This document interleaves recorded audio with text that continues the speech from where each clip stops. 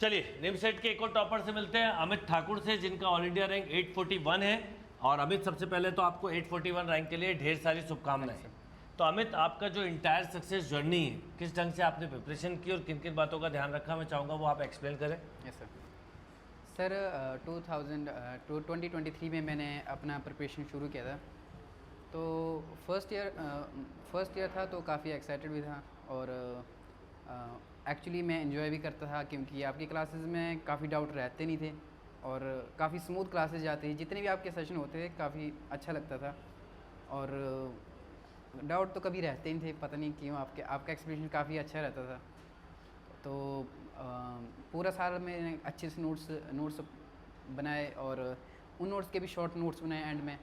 और जब 2023 में जब एग्ज़ाम टाइम आया तो मैं काफ़ी कॉन्फिडेंट था उस टाइम में भी, क्योंकि मेरे नोट्स प्रॉपरली बने हुए थे और स्ट्रैटेजी मेरी अच्छी बनी हुई थी। और फिर जब एग्ज़ामिनेशन डे आया तो उस टाइम थोड़ा सा मुझसे एक्चुअली एग्ज़ाम थोड़ा हैंडल भी नहीं हुआ और मैंने एक्चुअली मिस्टेक्स काफ़ी ज़्यादा कर दी थी और यही मेजर रीज़न था जिसकी वजह से मेरी रैंक उस टाइम 1400 के आसपास रही। तो वो एक बड़ा बैक पॉइंट था मेरे लिए। तो क्योंकि मुझे पता था, अपना पोटेंशियल मुझे पता था कि मैं कर सकता था, पर मैंने मिस्टेक बहुत ज़्यादा कर दी। 60% क्वेश्चन मैंने मिस्टेक कर दिए थे। 27 अटैम्प्ट किए थे, उससे 17 गलत किए हुए थे। तो मुझे लग गया पता कि क्यों सिलेक्शन नहीं हुआ। तो फिर वापस मैंने डिसाइड कर लिया कि अब मैं दोबारा से फिर से ड्रॉप लूँगा। और फिर मुझे पता था कहाँ पर मुझे इम्प्रूव करना है और मेरे पास नोट्स ऑलरेडी बने हुए थे, स्ट्रैटेजी थी, सब कुछ था, तो फुल कॉन्फिडेंस था। तो फिर मैं फिर से क्लास ज्वाइन कर ली और फिर क्लासेस के साथ मैं एक्स्ट्रा शॉर्ट नोट्स के और भी शॉर्ट नोट्स बनाता था।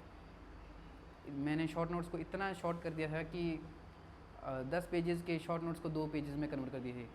तो फिर जैसे जैसे एग्ज़ाम नज़दीक आता गया, लास्ट के 2 मंथ्स में मैंने वहाँ से अग्रेसिवली पढ़ना से दोबारा से शुरू किया, क्योंकि शुरू के 10 मंथ तो मैंने लाइटली लिया क्योंकि पहले से ड्रॉप था तो सब कुछ आता था, थ्योरी वाइज सब कुछ था।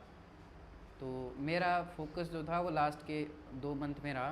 तो उस टाइम में मैंने क्या किया कि जो मैंने शॉर्ट नोट्स बनाए हुए थे उन्हीं के थ्रू ही उन्हीं को बार बार वहीं से रिवाइज़ करता था और स्टडी मटेरियल तो काफ़ी बार सॉल्व हो चुका था, उनको सॉल्व करके बोर भी हो गया था। तो मैं फिर मॉक टेस्ट पे जा फोकस करता था।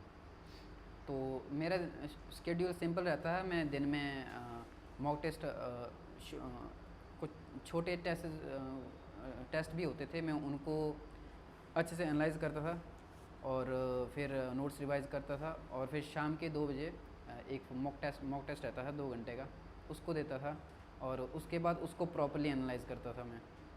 और एनालाइज जब कोई मैं एक मॉक एनालाइज करता था तो मुझे लग जाता पता कि मुझे काम पर इम्प्रूव करने की ज़रूरत है, मेरी कौन सी मिस्टेक्स हो रही है और मुझे इनको कैसे इम्प्रूव करना है।